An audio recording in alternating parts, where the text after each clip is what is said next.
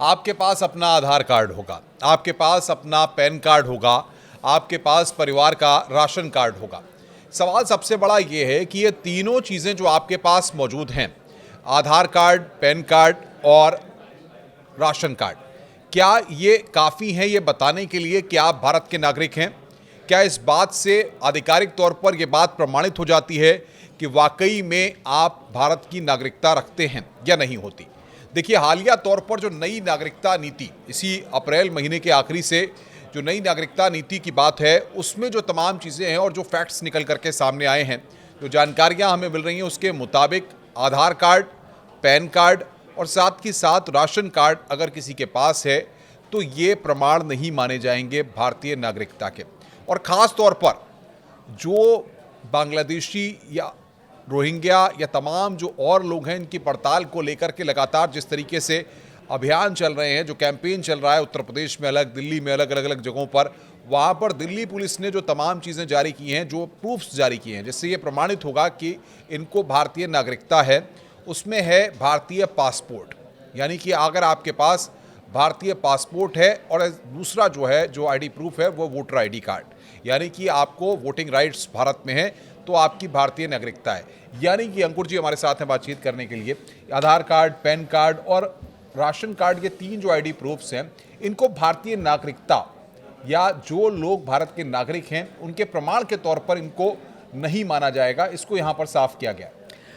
बिल्कुल अनुपम, एक बड़ी बहस शुरू हुई इस देश में जब आधार कार्ड को इंट्रोड्यूस किया गया और इसका मिसयूज़ भी हुआ कि आधार कार्ड अगर किसी के पास है या किसी ने आधार कार्ड बना लिया तो वो क्लेम करने लगा कि ये मेरा नागरिकता का पहचान पत्र है।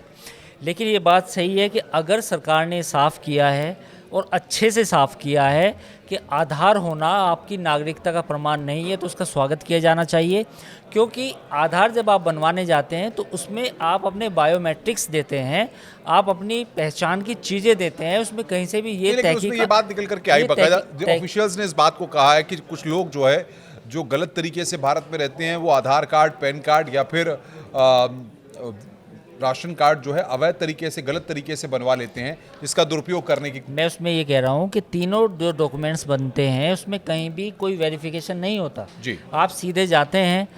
आधार में आप अपने बायोमेट्रिक्स देते हैं, पैन कार्ड में तो उसकी भी ज़रूरत नहीं है, और राशन कार्ड तो आप किसी को रिश्वत दे के बनवा सकते हैं। तो जब ये चीज़ें होती हैं तो उसमें तो कोई पुलिस वेरिफिकेशन है नहीं। तो इसलिए सरकार को मुझे लगता है कि स्पष्टीकरण देना पड़ा कि भाई पासपोर्ट अगर है, क्योंकि जब हम पासपोर्ट बनवाते हैं तो पुलिस बाकायदा एक उसमें प्रोसेस है कि पुलिस आएगी, तहकीकात करेगी, आपका थाना चेक होगा, आपकी तहसील चेक होगी, आपका एड्रेस घर का चेक होगा और फिर आपका पासपोर्ट बनेगा। तो ये मुझे लगता है कि स्वागत योग्य कदम है, क्योंकि इससे देश में जो अवैध घुसपैठ की जो बातें हो रही हैं कि इतने करोड़ हैं, इतने लाख हैं, इतने हज़ार हैं, तो उस पर स्पष्टीकरण आ जाएगा और सरकार को भी फ़ायदा होगा कि उन लोगों को ट्रैक किया जा सके। अंकुर जी, लेकिन सबसे बड़ी बात यह है कि अगर हम देखें जिस तरीके से भारत की नागरिकता और बांग्लादेशी, रोहिंग्या, इन सबको लेके जो अभियान चलते रहते हैं, उसके बाद ये बड़ी महत्वपूर्ण बात निकल करके सामने आई है कि जो लोग भारत के अंदर रह रहे हैं, इस तरीके से ये आईडी प्रूफ्स बनवा लेते हैं, यहाँ पर जो सरकारी गवर्नमेंट की स्कीम्स होती हैं उनका बेनिफिट ये लोग लेते हैं। लेकिन जब इस तरीके की ड्राइव्स चलती हैं, जब इस तरीके के अभियान चलते हैं, तब इन लोगों को ट्रेस किया जाता है, तब ये लोग पकड़ में आते हैं और तब जाकर के उनके आधार कार्ड या पैन कार्ड की जांच की जाती है। क्योंकि हालिया तौर पर ऐसा देखा गया, कई राज्यों की पुलिस ने जब बांग्लादेशियों या रोहिंग्याओं को पकड़ा जो अवैध रूप से भारत में रह रहे थे, तो उनके बारे में ये जानकारियाँ निकल करके सामने आई कि जो आधार कार्ड या पैन कार्ड या फिर राशन कार्ड बनवाए गए, वो उन पर अमूमन पते ही गलत हैं, सिर्फ रोड का नाम लिखा है, सिर्फ नाम गलत लिखे हुए हैं, या तमाम और चीज़ें जो है वो लिखी नहीं गई हैं, पिता का नाम, ये तमाम चीज़ें जो है गलत लिख दी गई हैं। यानी कि एक बड़े स्तर पे फ्रॉड किया गया।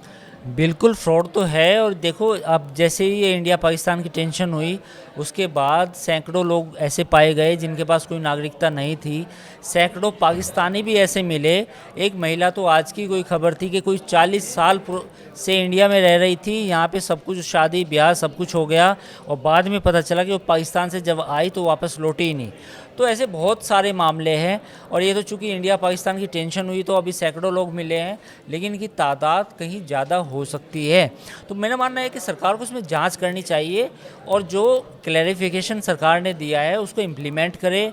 पूरा डेटा तैयार करे कि भाई इतने लोग विदेश से आए थे, इतने वापस गए, प्लस बॉर्डर से जिन बॉर्डर के इलाके हैं जहाँ जहाँ से इस बात की आशंका है कि पिछले 20-30 सालों में घुसपैठ हुई हो, वहाँ स्पेशल एक अभियान चलाया जाए। इवन उसमें चाहे तो कोई सिक्योरिटी फोर्सेस या किसी एजेंसी को इन्वॉल्व किया जाए कि वो तफ्तीश से लाखों लोग जो हैं उनकी सबकी नागरिकता बहुत चेक करें। महत्वपूर्ण बात आपने कही। जाहिर तौर पर यानी कि अवैध तरीके से भारत के अंदर पनाह लेने वाले रहने वाले लोगों के खिलाफ जिस तरीके से तमाम राज्यों की पुलिस और सरकारें लगातार एक्शन ले रही हैं और पहलगाम की घटना के बाद से जिस तरीके से इसको लेकर सवाल खड़े हुए थे, क्योंकि लगातार मॉडल्स ऑपरेंडी या तमाम चीज़ों को लेकर के जिस तरीके से एक्शन प्लान तमाम एजेंसीज लगातार चला रही हैं, उसमें अब बांग्लादेशियों और अवैध तरीके से भारत में रहने वाले रोहिंग्याओं पर शिकंजा कसना शुरू हो गया है। और इसमें अब साफ है, एक बार फिर आपको बता दें कि अगर आपके पास पासपोर्ट है, अगर आपके पास वोटर कार्ड है,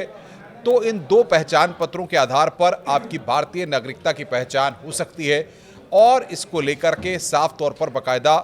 ये भी चीज़ें हैं कि अगर आपके पास बाकी जो डॉक्यूमेंट्स हैं वो डॉक्यूमेंट अगर गलत तरीके से बनवाए गए हैं तो फिर आप कानूनी दायरे में आ जाएंगे और कानून के शिकंजे में आकर के आपके खिलाफ कड़ी कार्रवाई भी की जाएगी। दिल्ली पुलिस और तमाम राज्यों की पुलिस लगातार जो अलग अलग एजेंसीज हैं वो ऐसे आधार कार्ड, ऐसे पैन कार्ड, ऐसे राशन कार्ड पर भी निगरानी रखती हैं और इसमें खुफिया तंत्र काफ़ी मजबूत है। नमस्कार।